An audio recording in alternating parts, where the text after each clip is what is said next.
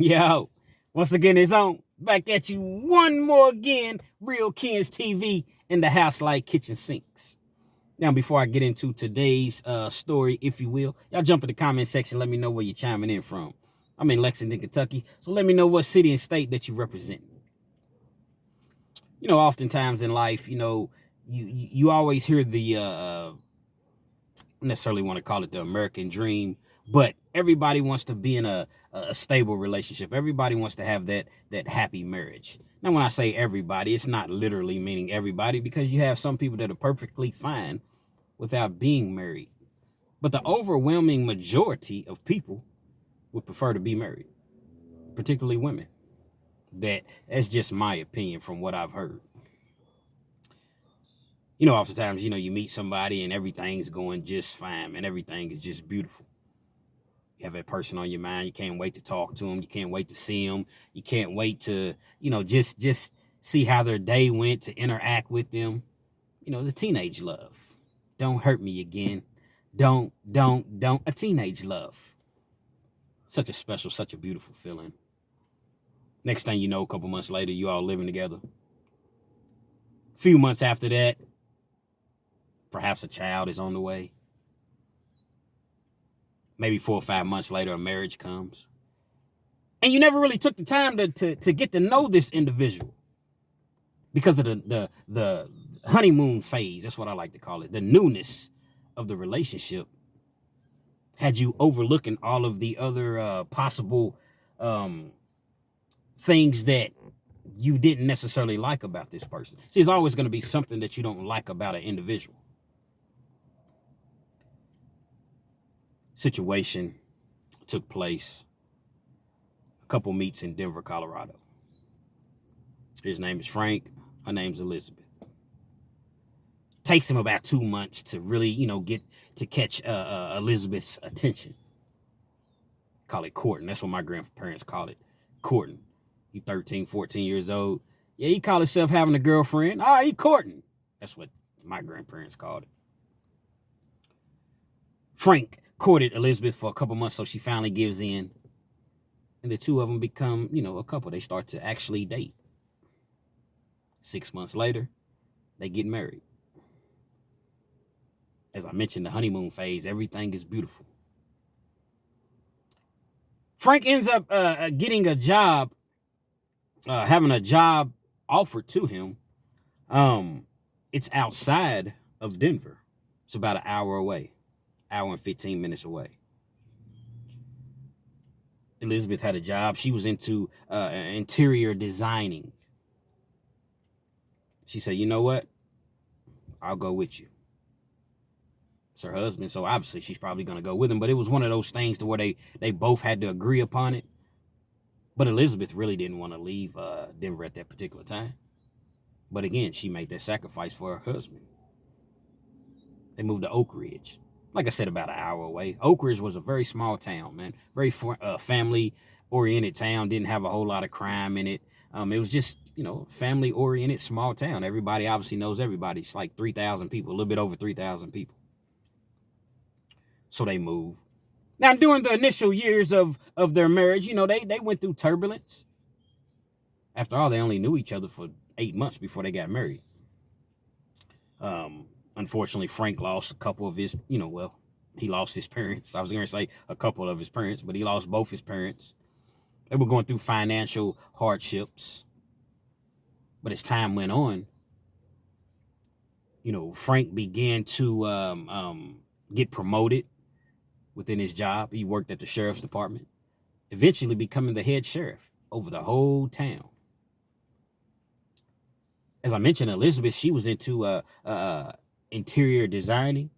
So she had a name, herself. So she was doing little things on the side. She never really worked full time, but she was doing that on the side. She was making nice money. So they lived in, a lot of people called it the best house in the whole town, man. Nice house, man. Took years to get there, but it was a nice house that they lived in. At this point, they've been married 30 plus years. She would do, she was very much into fundraising for the youth and, in the community. So a lot of her time was spent raising money for the youth. Volunteer work. Had a beautiful marriage. Elizabeth, as you can see on the thumbnail, so beautiful. And she often was complimented about how beautiful she was. Frank, I don't know how you did it, you son bitch, but I tell you what, by God, you got you one right there. You know, Frank would hear those sort of comments from his co-workers and, you know, people that are close to him. And so Frank noticed that Elizabeth was acting kind of, I don't know, just one day out of the blue, she just started to act kind of weird. She wasn't acting her normal self. As one would imagine, you've been married for 30 plus years. You know your spouse, the ins and outs, the intricacies of that person. All of a sudden, this person starts to act different. Frank couldn't quite put his finger on it, but he knew something wasn't right. At nighttime, he went to bed holding his wife every night. Elizabeth had become distant to where she was rolling over. She didn't even want her husband to hold her at night. She's sneaking on the phone. He's catching her whispering on the phone. He's not knowing what's going on. Now, this is one of those situations to where they didn't have an abusive, a violent, they rarely even argued. At this point, I don't even think they really had arguments throughout their marriage, or at this stage of the marriage, rather. Frank is wondering what's going on, though. I mean, it's my wife, man. If it's something has to be going on. He comes home early from work one day, about an hour early. He's thinking, I'm going to surprise my wife. He comes home, some flowers, and, you know, my wife and I, we're going to spend some time together. When he comes home, he notices that Elizabeth's car is not in the driveway. That's peculiar. Maybe she went to the store or she went to town or something, you know. He gets a note. Hey, honey, I ended up having to run to Denver because the flower shop here, they dropped the ball and they didn't have the necessary flowers that I need for my event coming up. So I had to go to Denver to get the flowers. Frank thought that was rather odd. But nevertheless, he didn't really think anything of it. Later on that evening, Elizabeth comes back in. She has the flowers. She has the, you know, things in her hand that she had said she was going to Denver to get. And Frank is attempting to speak with Elizabeth, but it's just one of those things where she was tired. He could see that she had kind of like a pale look on her face, and she didn't really have much conversation. She goes upstairs and she goes to bed. Frank ends up coming upstairs. He really wants to talk to his wife, like, you know, baby, what's going on? I'm knowing that you're not acting right. But he said, you know what? She's asleep. Or at least she's pretending or acting as though she's asleep. So I'm going to let it be. A few days later, he ends up coming into the house. When he comes into the house, Elizabeth doesn't know that Frank's in the house. So he overhears her on the phone, and she's talking. And she's like, are you sure? Okay. All right. Well, I'll be in Denver soon. She ends up telling her husband that she has to go back to Denver to do something else. So she goes back to Denver again. These trips to Denver would repeat themselves several times. One day the phone rings. Elizabeth, she was outside or doing something in the garden or something of that magnitude. And it was a male on the other end of the line. When Frank picks the phone up, he doesn't really say anything. Initially, he says hello, but the individual on the other end of the line, I guess they didn't hear him say anything, so Frank just kind of sits there on the line. He doesn't say anything. Here's a male voice. Hello, Elizabeth? Elizabeth, I need you to get here soon. I need you to get here soon. I got some news for you. Frank is like, who is this? The male on the other end of the line, he's like, I'm I apologize. I apologize. This I must have the wrong number. Abruptly hangs up the phone. At this point, Frank couldn't take it anymore. He goes to his wife and he demands answers. Oh, honey, it was probably just somebody for the fundraising or somebody that was supposed to donate. It was probably just the wrong number. I don't know what's going on, but you have nothing to worry about whatsoever, honey. I promise you, there's nothing going on. One day, Frank is sitting in the living room watching baseball game. He can't barely even concentrate because he's every day is something different. Every other day she's going to Denver. He don't know what's going on with his wife. She won't tell him anything. As I mentioned, he has things that he has to take care of as the town sheriff, but he can't even concentrate on these things because he's trying to figure out what is going on with my wife. You all know how it is. When you're having relationship problems and you're trying to figure out how to get your relationship back on track and that's all that you can think about, everything else you're not even thinking about outside of kids. Sitting there watching a baseball game, his wife comes in. Honey, I need to talk to you. Yeah, we do. We definitely need to talk. Whole heart dropped. He just knew it was going to be something, the bombshell. Understand that, I've been acting a little distant lately and, I just haven't been honest with you. His wife, Elizabeth, would go on to tell him that she has to have a kidney procedure done.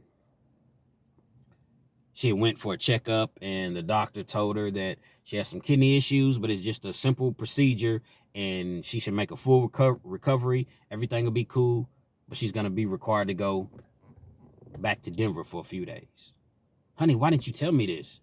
This is something that you should have told me. I'm your husband. I need to know this. I know, baby, but I just didn't want you to worry. I know you got everything else going on within the town and you have a big meeting with the district attorney and man, damn a meeting. Damn everything that's going on in the town. You my wife, man. I need to know these things. Something's wrong with your kidney. You don't even tell me.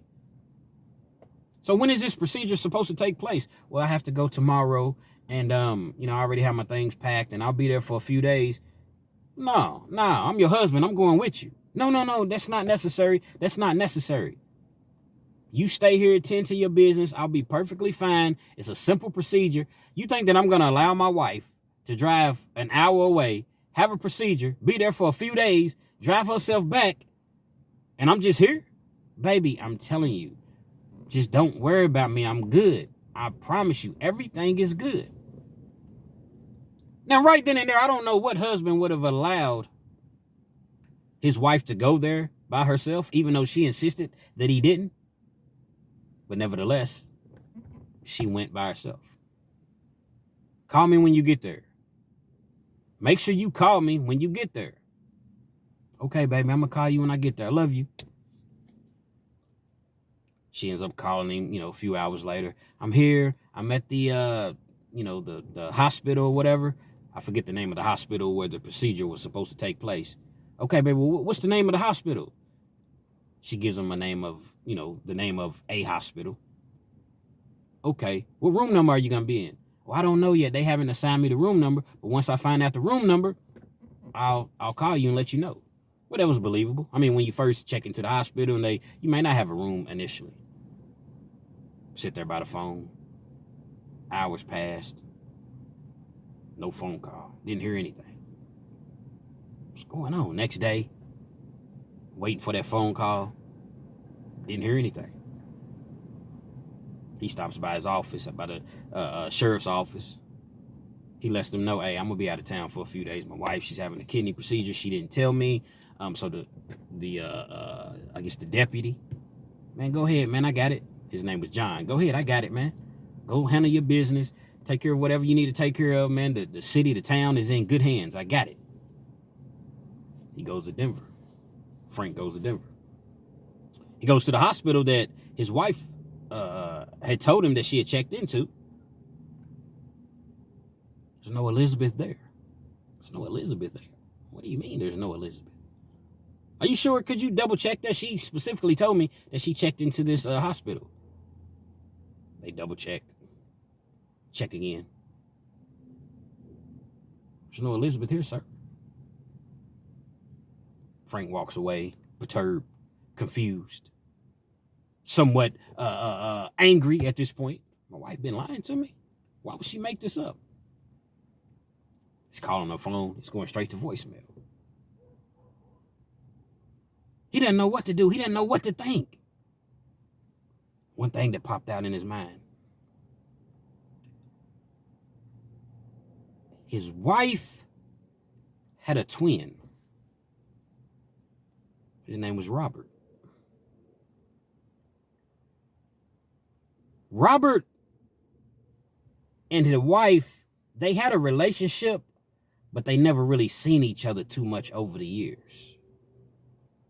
It was one of those things to where they came up, they didn't have any parents. They were raised in foster care, and Elizabeth had led Frank, her husband, to believe that the two of them just never really had a relationship. They never really talked.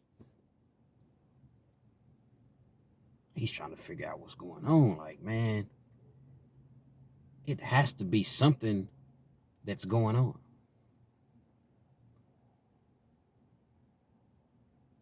Frank had done his research. And when I say Frank had done his research, he had gone behind his wife several times on the computer, and to his surprise, she never erased anything. Frank had put two and two together. She was there for a kidney transplant. Wow, she's donating a kidney to somebody. But who is she donating the kidney to? He's doing further and further research. Name Robert comes up. Looks that information up. It's her twin brother, Robert. So Frank goes back to the front desk and he asks the people, do you have a Robert? I forget what Robert's last name was. Let's just say Moore. That's not it, but I'm just going to, for the sake of having a last name, do you have a Robert Moore? They look it up in the computer. Yes, we do. You give me his room number? They give him the room number. Yeah, he's in room 412. He goes up to 412, knocks on the door. No answer. Here's a male voice. Come in. He walks inside. He sees an individual that's in the bed. Very frail individual, but he has a resemblance of his wife. Wow. He had never met her twin before. Robert didn't have any clue who Frank was. So he came in, he introduced himself. And he's questioning Robert as far as, why would my wife not tell me that she was donating you a kidney? Why would she lie to me? Well, that's her twin brother.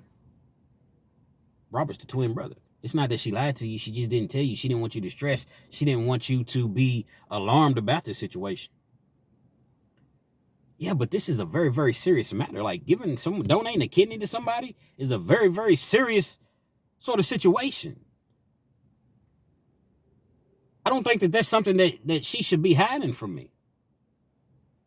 There was no one else that you could, get a kidney from. There was no one else that you could. Well, no, because I don't really have any family. About 3 years ago, I was, diagnosed with chronic kidney disease, and I was on dialysis. But dialysis wasn't working any longer, so they gave me, at best, a year to live unless I found this kidney. Her and I are identical twins, so we had the exact same match. At the time, it didn't really register to Frank. Yeah, I could see a resemblance in them, but they don't really look that much alike. But maybe, by Robert, being, sickly and things of that nature, and didn't think anything of it. Frank walks out. He's going to see his wife. He ends up finding out that his wife is in the donor unit. That's why she wasn't coming up when he asked to see his wife. Yeah, she's up there, but she's resting. You can't see her until after the surgery because there's procedures and there's a risk of infection, so we can't allow anyone in the room. Okay, well, tell her husband's here. I love her, and I'm here for her, and I'll see her tomorrow. The nurse I'll give her the message. Frank goes and rents a room. Can't really get any sleep. He's thinking about this surgery, this very, very risky surgery that he's just now learning about. If it hadn't been for the wife leaving those things up in the computer history, he would have had no clue what was going on. But he knew something was going on. Next day, the surgery happens. It's a success. Everything is cool. The nurse comes out. The surgery went well, but she's going to need some time to, really heal and things of that nature. But can I see her? Yes, you can go in there and see her, but she does not need to be stressed. She doesn't need to be excited. You can see her for, 15 minutes or so. And that's it. She needs to rest. That's what she needs right now at this point is rest. He goes in, he sees his wife. She smiles when she sees him, but she's tired from the surgery, and she doesn't really, she can't really speak much. Honey, why didn't you tell me about this? Why didn't you tell me about your brother? Why didn't you? He's asking all the questions that I think all of us would ask. But at the same time, he understands that she's fresh out of surgery. They end up staying for a few days. They go back home. Everything's going well. Robert's body accepts the kidney. He's still in the hospital, but he's getting better. Each day he's getting better. He's getting healthier. He's getting stronger. Although Elizabeth was able to go home, she still needed more bed rest. It was going to take her some time for her body to fully recover just as well. About a week after they were home, Frank brings the situation up again. He's talking to the deputy sheriff, John, that I was telling you about that, pretty much ran to town while Frank was gone. He comes over one day. Elizabeth's upstairs. She's asleep. John comes over. He has a 6-pack of beer. Come on, man. We're going to celebrate a little bit, but we got to be quiet. We can't be loud. The wife's upstairs. She's trying to sleep and recover from a kidney surgery. He's telling John everything that happened. He goes on to tell John about Robert being an identical twin. John has a faint look on his face. What? Do you know something? Is there something that I'm missing? Is there something? John and Frank were very, very good friends, so John couldn't allow this to just go by the wayside. He felt as though he had to tell Frank, everybody knows you can ask a first-year medical student. Identical twins have to be the same sex. It's a boy and a girl, they're not identical twins. But Robert told me that they were identical twins. It's not possible, Frank. Frank gets on the computer. He's doing his research. Come to find out, John is totally telling the truth. Well, maybe it was the medicine, or maybe it was just the shock of having the surgery, or maybe he just didn't know everything that he needed to know, and he just said it wrong. I mean, after all, why would he tell me, that they were identical twins, but they're really not? Frank, he's been lied to enough. He's been deceived enough, so he doesn't even bother asking Elizabeth. A couple days later, he tells, hey, honey, I'm going to go to the grocery store. Do you need anything? I'll be back. I got a couple other stops to make, but I'm going to go to the grocery store, make these couple stops, and I'll be home. You cool? Yes, baby, just hurry home. I do not like to be alone by myself. I do not like to be in the house by myself. Once again, Frank thought that was awfully peculiar. For years, you enjoyed your time by yourself. You were often home by yourself. There were times to where you preferred to be home by yourself. Jumps in his car, drives back to the hospital in Denver.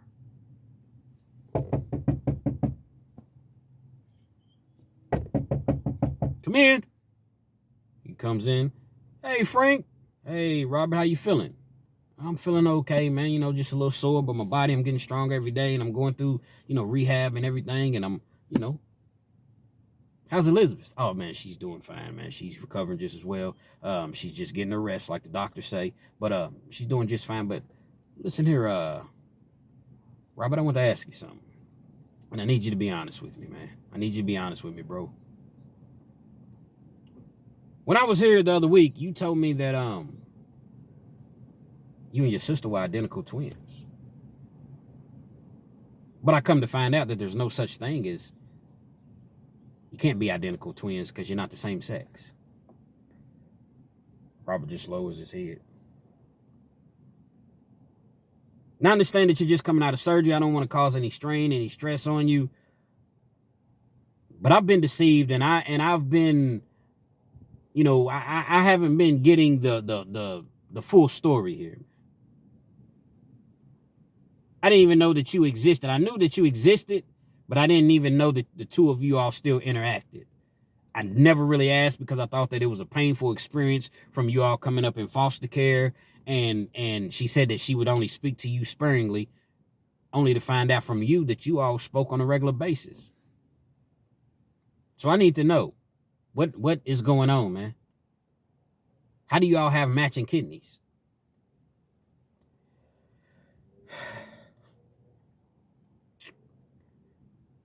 Okay, Frank.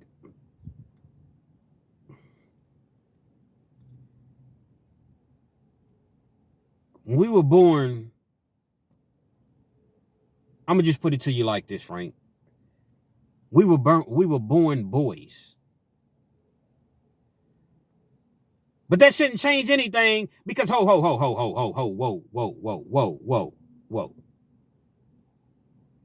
Before we go any further, let's go back to the initial. When you all were born, you were born boys. Yeah, Frank, we were born as males. Coming up, Elizabeth was always a woman inside. I was always a girl inside, just in a boy's body. So when we got older, Elizabeth was transformed into an actual woman, had surgery. Full operation, fully functional woman. Hopefully this doesn't do anything to you all's relationship, to you all's marriage. She loves you very much, but she just didn't know how to bring it to you and tell you these things. So you mean to tell me that my wife is a man? Well, Frank, don't look at it like that. As I mentioned, she's always been a woman inside, just had a boy's body. We've been married 30 plus years. I never had a suspicion. It was never brought to my attention. And you mean to tell me that you all were twin brothers? Frank is livid, as one would expect. He's livid. He leaves the hospital. Now, on this particular day, Frank was off. He didn't have his uniform on, had his off, just regular clothes on. But for whatever reason, he had his gun with him. Didn't usually take his gun with him. He lives in a very safe town. He usually doesn't take his gun with him. But this particular day, he had it in his holster and he had it with him. He's in the car. Usually takes about an hour to get there. He gets home in about 40 minutes. He is livid. She's been lying to me all this time. This explains the mood swings at times. This explains some of the times she didn't want to be bothered. This explains, not to say that, that happens in all relationships. This explains the lack. We never had kids. She never really spoke about kids. This explains it all. He goes into the house. She's sitting there and she's like, hey, baby, I missed you. Where's the groceries? I don't see any. I just left Denver. Honey, what's wrong? Sit down, relax, calm down. There's a look on your face that I'm not really liking. What is the problem? Just went back and seen Robert. You went to see Robert, my brother? Why did you go? Why did you go and see Robert? We had a conversation. He told me everything. The fact that you all are twin brothers. Oh, honey. Please, honey, just let me explain. Let me explain, honey. It's how could you lie to me? A marriage is supposed to be built upon trust and just the solidarity, the foundation is trust. And the whole thing has been a lie. Oh, baby. And it's crazy because Elizabeth said the same thing that her twin brother Robert said. It's not that I lied to you. I just didn't tell you. I didn't know how to tell you. It was something that I wanted to tell you, but things were just going so well. And initially when we met, that's why I didn't really want to, I showed a lack of interest, but you continue to just be persistent. And, we got together, and then next thing you know, 6 months later, you asked me to marry you, and everything was so beautiful. And I just didn't know how to tell you. You didn't know how to tell me that you was a man. I'm not a man, baby. I had a successful operation. I'm fully transferred, and I'm a woman. No, you're a man. You were born a man. Baby, please let me talk to you. Don't come any closer. Frank pulls his gun out. Points it at Elizabeth. Oh, honey, what are you doing? You really gonna point a gun at your wife? You're not my wife. You're not my wife. All of these years, you deceived me. You lied to me. Tears streaming down his face. She has tears streaming down her face. He can't even look at Elizabeth the same, knowing that she was born as a man. But yet the love is still there. Love don't just go away just because you find out some bad news, even as horrific as this is. Love don't just walk out the door like that. Still got love for this person, man. I'm genuinely in love with this person. I was born a man. And you never said anything. You never even gave me a choice. You took it upon yourself to have me to participate as far as me falling in love. And you never gave me an option as far as if I wanted to go that route. You were selfish. You was inconsiderate. And you was dead wrong. He has the gun pointed at her. Baby, just put the gun down, please. Put the gun down. Don't do this. Don't do this. It's not worth it. Please, we can talk this out. We can work it out. Just put the gun down. Some kids in the neighborhood that were going by lighting firecrackers. Not kids, all right, play little jokes. Go to your door and light a firecracker and run.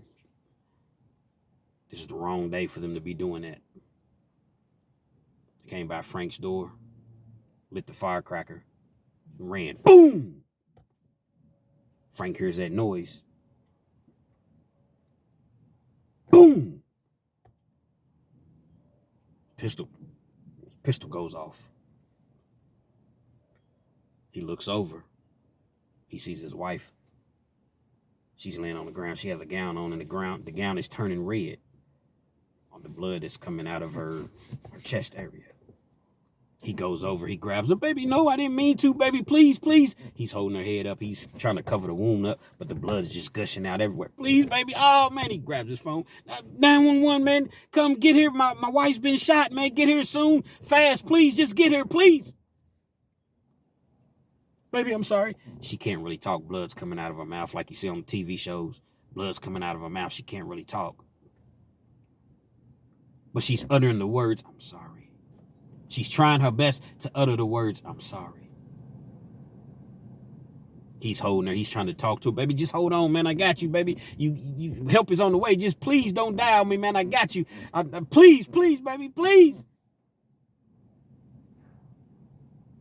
Small town. Sheriff of the town, so they gonna get there instantaneously. By the time they got there, it was too late. His wife Elizabeth, she was already gone.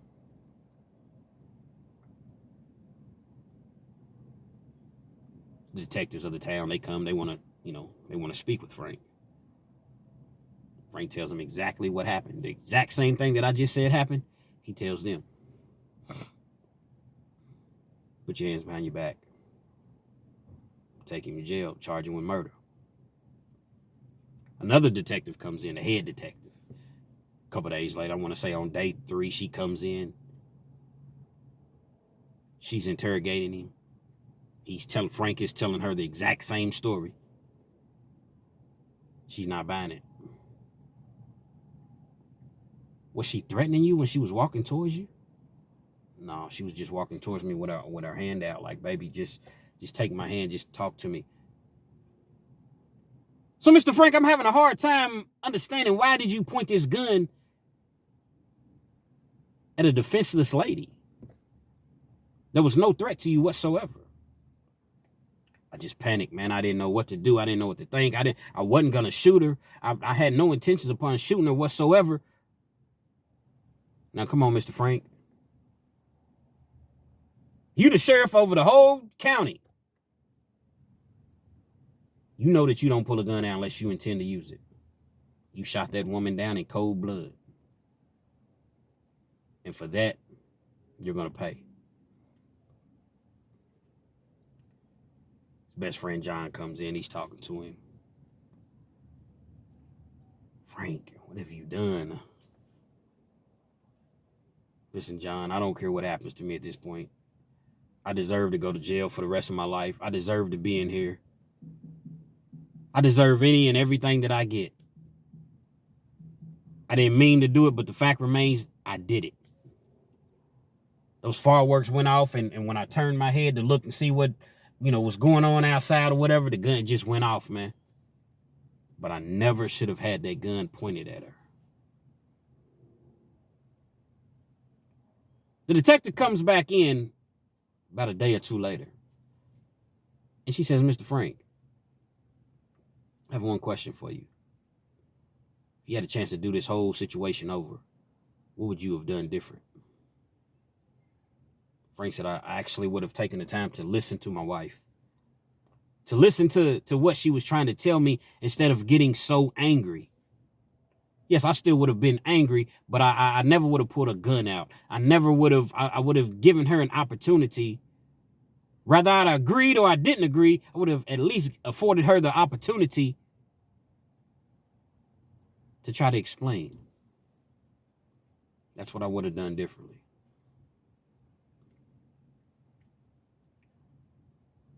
Frank ended up taking a plea deal, and essentially he'll spend the rest of his life in prison. He was already nearly 60 at the time. And he had absolutely no problem with that because he knew the guilt of what he had done. He never would have been able to forgive himself.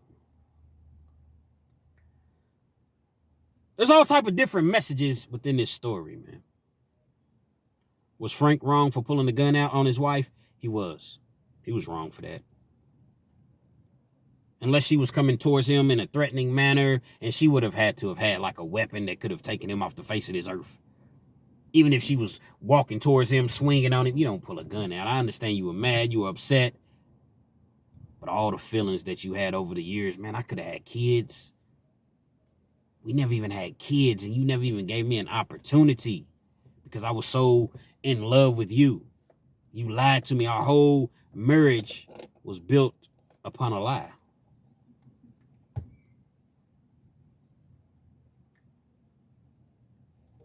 Some people, they think that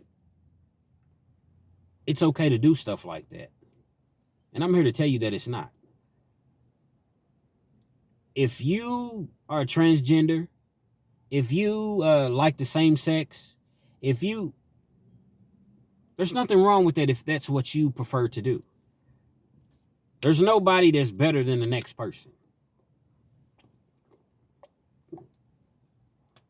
Y'all rock with me. But what I do have a problem with is the fact that, as Frank mentioned, you never even gave him an opportunity to decide what he wanted. Essentially, you just decided his whole future. You knew you could never have kids. You knew that was going to come up. That's what people do. They get married, they have kids. You knew that was going to come up. But because you were so selfish, all you thought about was yourself, man, and not about this man's feelings and his future and his wants and desires and the fact that he's a heterosexual man. I don't care if you had an operation. That was something that you should have told him. You got a lot of people, man, that, whatever floats your boat. If that's what you like, that's what you like. I'm not here to knock anybody whatsoever. But you have to be honest and upfront with a person. If you meet somebody under those circumstances or whatever, you tell them right off top before it even has a chance of getting serious. Listen, man, check this out. This is what it was when I was born. Or if you're transgender, this is what I am. Who I am, I love myself. But I'm at least tell you so you know how to proceed. I'm not going to wait 6 months down the line and then, lie to you the entire time and then, spring that on you. Oh, by the way, I was born a dude. I was born a boy. I was, I'm a transgender. No, that's something that you tell somebody off top, up front. 30 years of marriage. And look how it ends in tragedy, man. This is a very, very sad story. But it's realistic. Stuff like this does happen in the world. And it probably happens more often than any of us understand. I guess you can take your time and really, really get to know a person, but how well do you really know that person? You date for 2 or 3 years, then you all get married. There's still going to be some sort of skeletons in the closet. Yeah, they dated for, 6 months or so and got married. But would have been the difference if they had waited 6 years. 9 times out of 10, Frank still wouldn't have known unless he discovered it on his own. Really makes me wonder, how well do you really, really, really know a person? We all claim, oh man, I know my wife, man. I know my girl, man. I know. But do you? How well do you really know them? Take the time to really get to know a person as well as you can. Ask questions. And just be honest, man. Just be honest don't play with a person's life, man. Don't play with an individual's life, because although I don't agree with what Frank did, I know that it was an accident, but again, he never should have even pulled the gun in the first place. Ultimately, look what it cost his wife, Elizabeth, her life. Just be honest, man. Real Kids TV. Hopefully you like the video. Feel free to comment. Definitely share. Subscribe to the channel if you're not already subscribed. And be sure to hit that post notification. So anytime I bring you this action and this heat, guess what? You're amongst the first to receive, man. Real Kids TV, man.